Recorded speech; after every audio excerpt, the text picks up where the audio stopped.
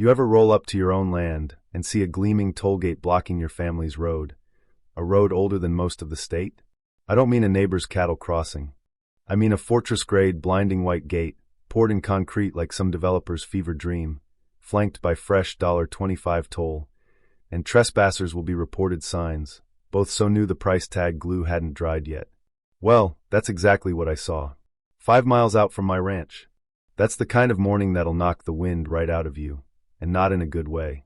So I pull my truck up, gravel crunching under the tires, and there he is, a man in a neon vest, sitting in a folding chair like he's TSA at the airport.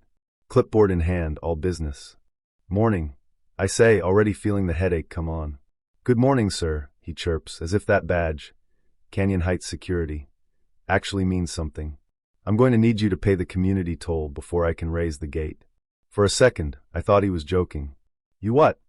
I asked, just like that. HOA requires all non-residents to pay $25 to use the road. We're a private community now. He says this like it's a law of nature. This is my road, I tell him, deadpan, pointing down the lane. Been in my family since Grover Cleveland was in office. He nods, polite but clueless. According to the development boundary, this access point is controlled by Canyon Heights HOA. You can appeal the decision with the board if you think you've been misclassified.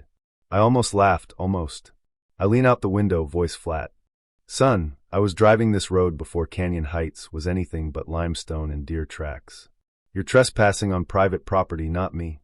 He backs up, does a throat clear, as if that's bulletproof armor. If you force your way, I have to report it.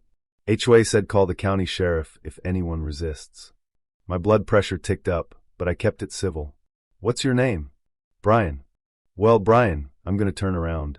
Don't make this your problem, but in 5 minutes I'll be back, and that gate better be gone. Sir, I can't. Then don't be here when I return. I reversed, slow and steady, pulled off the county road, and just sat for a second. Deep breath. Overhead rack unlatched, my old Mossberg legal, loaded with 2 rounds of buckshot, same one my dad bolted in years back. Nothing illegal, just practical, you know.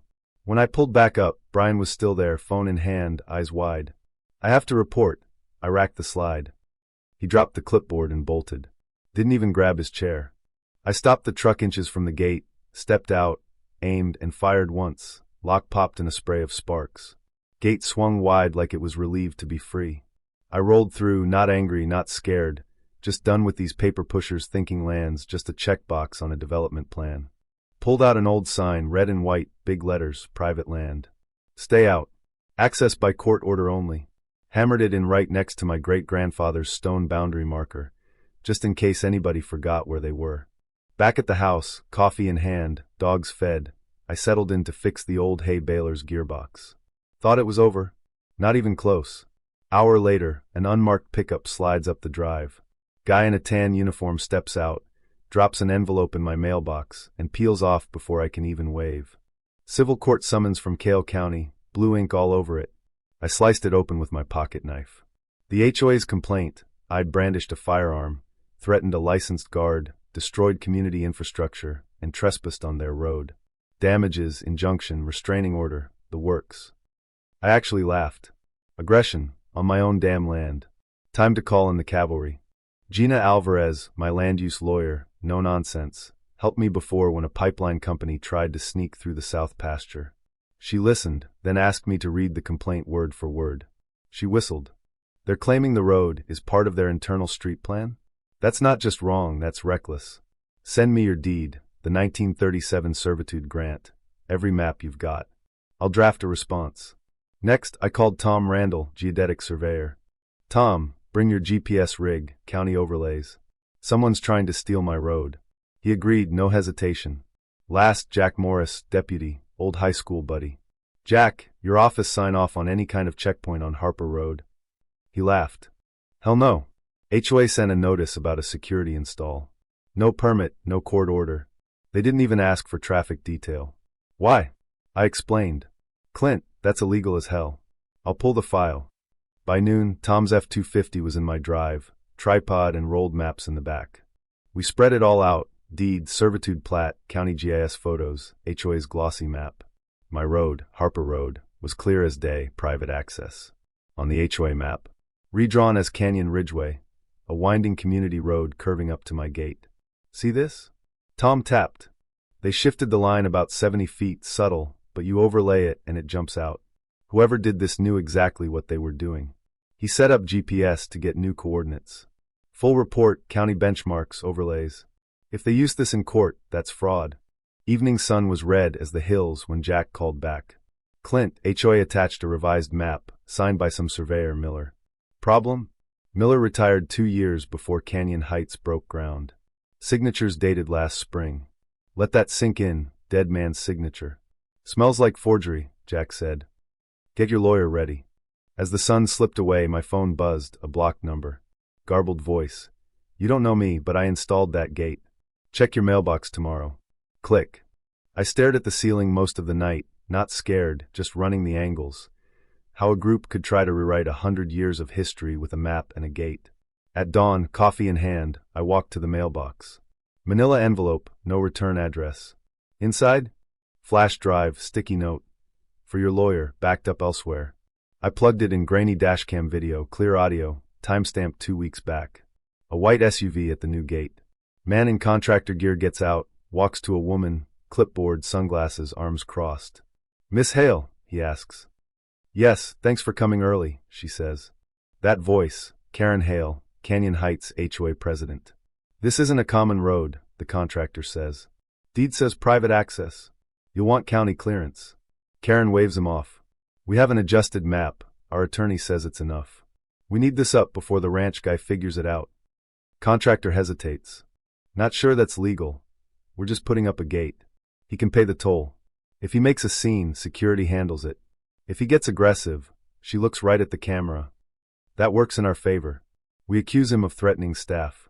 He's the one with a gun rack and a temper. Courts don't like that. That was all I needed. Sent the video to Gina.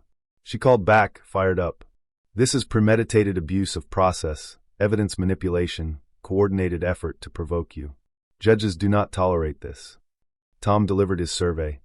They redrew 2 property lines, gave themselves road control. The guy who signed it? Peter Milligan, used to be a junior cartographer, now sits on the HOA board. Of course he does. Tom's affidavit, GPS overlays, and the video. Gina filed a counterclaim for fraud, defamation, interference with property rights, and asked for an injunction. Did I trust them to play fair now? Not a chance. Bought 3 more trail cams, infrared, solar, linked straight to my phone. Put M near the gate, the tree line north pasture. Third morning, the gate camera caught 2 figures at 2:14 a.m. No plates, one with bolt cutters. Didn't get in, but they tried. I gave the footage to Jack. He whistled. You're not the only one. Moors up the road have been fighting over drainage. HOA rerouted runoff, flooded their pond. Not an accident. Their private report said diversion intentional. Moors joined our case. Gina amended the complaint. Now it wasn't just about a gate. It was patterned abuse of authority, fraudulent intent, sabotage. Sheriff's Department started investigating the HOA's approval paperwork. Every one of those fake maps tied back to Milligan and Karen Hale. A few days later, I'm feeding the horses, see headlights near the woods. Killed the barn light, Mossberg in hand, walked out, found fresh boot prints, HOA brochures in the dirt, my land circled in red. Nailed one to the gate. Try me. Next morning, Tom's back at my door. Clint, they filed an amended plat, claimed your road, the Moors easement, 30 acres outside their zone. Signed by Milligan and 2 board members, including Karen and Devin Price, a real estate attorney with a reputation. Gina said, they're not running a neighborhood, they're consolidating land for profit.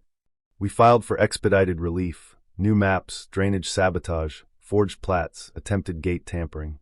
I called an old friend at the Texas Land Office, sent him everything. Clint, your road specifically excluded from any incorporation because of water rights. That's what they want. The only access to the buried aquifer. If they get the road, they control the water, and by extension, every landowner upstream. It was never about property, it was about control and profit. Gina added environmental resource manipulation to our claim, requested a state review for watershed law violations. Meanwhile, the sheriff interviewed Milligan, who caved halfway in and lawyered up. Out of nowhere, Canyon Heights developer, West Ridge Properties, sued the HOA board, Karen included, for exposing them to liability and tanking their $12 million land deal. Suddenly, Karen was surrounded, me, the Moors, and her own developer. The court date came fast. I put on my best boots, Gina at my side, 3 binders of proof in the back seat. Courtroom's packed, cameras out front, Karen at the table with 2 lawyers and a face like she'd sucked a lemon. Westridge's attorney was hunting for blood. Judge Jenkins cut straight to the point. You forged a map and installed a gate, tolling a citizen on his own road. Gina played the dashcam audio, Karen plotting to frame me. Is that your voice, Miss Hale? Jenkins asked. She fumbled, taken out of context. Context will be established at trial, but for now, injunction granted. Gate comes down in 72 hours. Westridge's lawyer stood up. HOA acted in bad faith, falsified documents, obstructed legal access. Here are 3 contractor statements saying the job sounded illegal, plus internal emails. One of Karen's said, keep him locked out until he has to sue us. Most old-timers won't fight. Jenkins slammed down a recess. Outside, Karen's meltdown was loud enough for the news crews. You said the edits were processed. One lawyer just walked away. Back in, Jenkins wasn't done. This court finds credible evidence of document tampering, obstruction, and possible conspiracy. I'm referring this to the DA for criminal review. HOA is restrained from any action affecting access, water, or public authority. The gate came down next day. New steel teeth, new cameras, new sign, private road. Trespassers will be fed to the cows. It's never been tested, but hey, I got time. Karen, not to be outdone, filed her own personal lawsuit for emotional distress and defamation. Gina's response? A full countersuit for fraud, abuse of process, and, thanks to a little financial digging, a shell LLC that tied Karen not just to the HOA, but to the developer itself. It was a land grab, pure and simple. In the end, with evidence piling up, survey overlays, forged signatures, dashcam audio, contractor testimony, financials, even an old city councilman's warning letter, Karen's whole empire collapsed. Judge Morales, stern as a preacher, laid it out: fraud, conspiracy, obstruction, criminal charges. Deputies cuffed Karen right there in court, and the HOA was dissolved. Developer got burned, land restored, and the cows kept their peace. Now my road's clear, my land's mine, and folks everywhere are waking up to these games. Tell me, what would you do if someone tried to steal your family's land with a gate and a clipboard? Justice, progress, property rights, where do you draw the line? Drop your story below. Let's talk about what it really means to stand your ground.